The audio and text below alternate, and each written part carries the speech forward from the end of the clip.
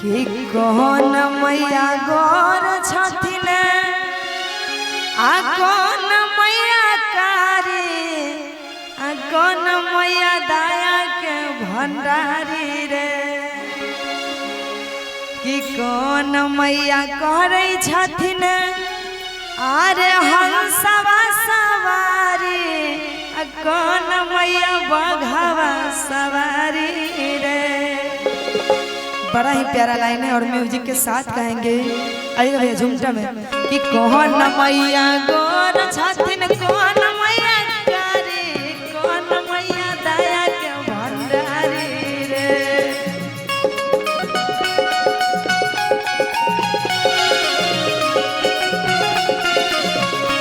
अरे कौन मैया गौर छथिन कौन मैया कारी कौन मैया दया के भंडारी रे।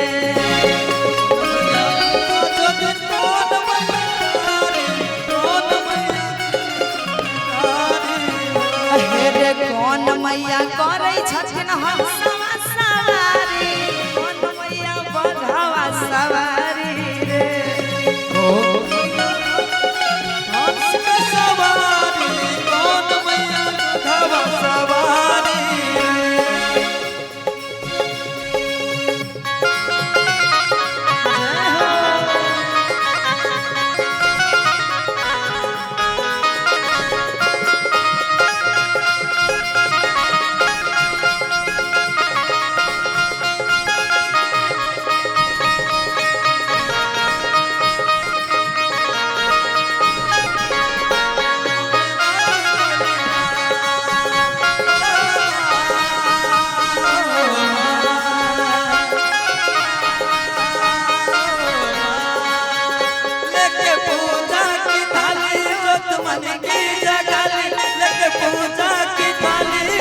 मन की जगल आरती उतारू भोले माँ तुझे दे दे सहारा सुख जीवन का सारा तेरे चरणों पे बाजू भोले माँ ओ माँ ओ माँ।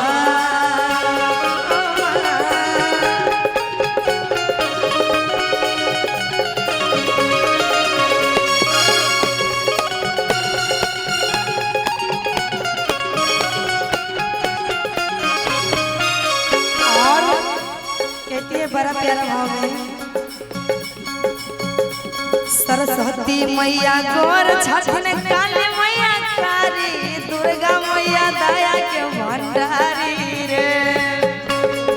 गौर छथिन काली मैया कारी दुर्गा मैया के भंडार छथिन है। सरस्वती मैया गौर छथिन काली मैया कारी दुर्गा मैया दया के भंडारी रे।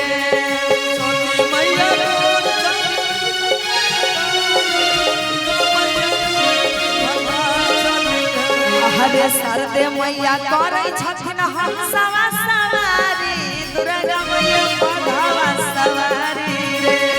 सरदे मैया करे हंस के सवारी दुर्गा मैया बघवा सवारी रे।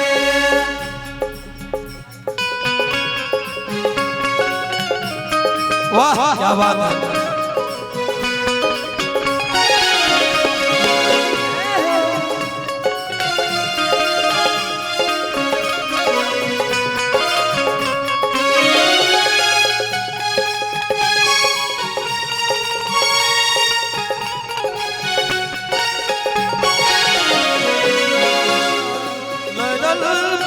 जब से दिल में करार नहीं के अखिया लड़ल जब से दिल में करार नहीं के।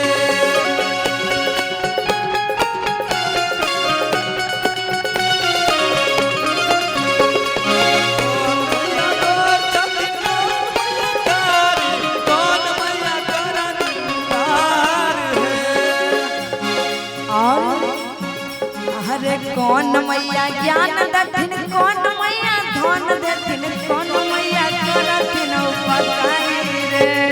कौन मैया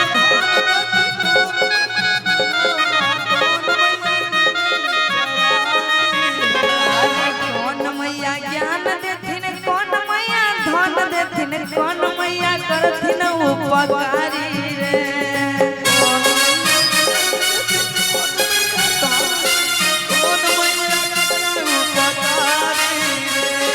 कौन मैया लगाई दे तैला भरवा संग में चोरिया हम हो जइबै बन के पुजारी रे।